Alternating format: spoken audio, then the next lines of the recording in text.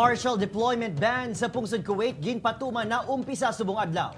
Ini kasunod sang kamatayon sang isa naman ka overseas Filipino worker sa kamot sang iya Kuwaiti nga amo. Mga domestic helper nga magapadulong sa nasambit nga pungsod apektado. Sa dugang nga detalye makaupod naton si John Sala live sa distrito sang Molo. John?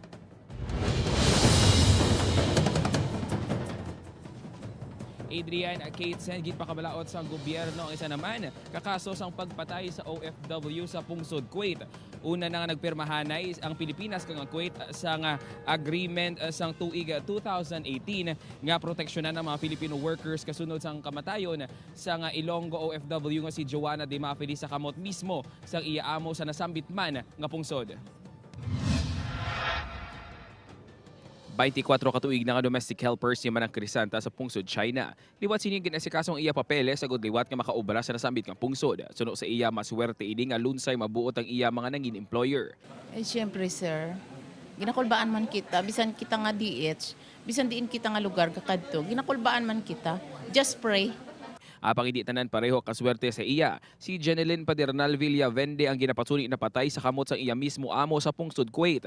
Bangod sinigin man daw na sa Department of Labor and Employment ang partial deployment ban sa Kuwait. Hindi na pagpahanugutan nga magpadala sa mga visa 20 o kon mga domestic helpers sa nasambit nga pungsod.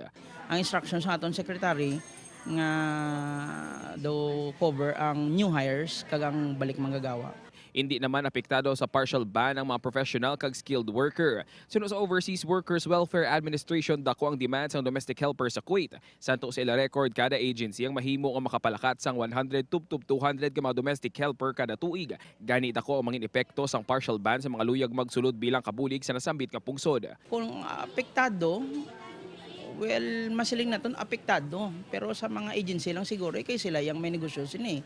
Sa aton, ang apekto sini, ang mga aton kauturan nga nagaingalit bala nga mga trabaho nga kay bilang mo kung sa Kuwait ka makadto wala ka gastuson eh. Wala pa sang mando kung tubtubsan noong ban apang gilayon ini ginimplementar sang OWA 6 ang mabato ng mando kay nasang aga. Kate ginpahayag nga mayara sa nga masobra 200,000 ka mga Pilipino ang nagaobra sa pungsod Kuwait sa diin katunga sini ang mga babayi kag domestic workers. Kate? Madamo nga salamat, John Sala.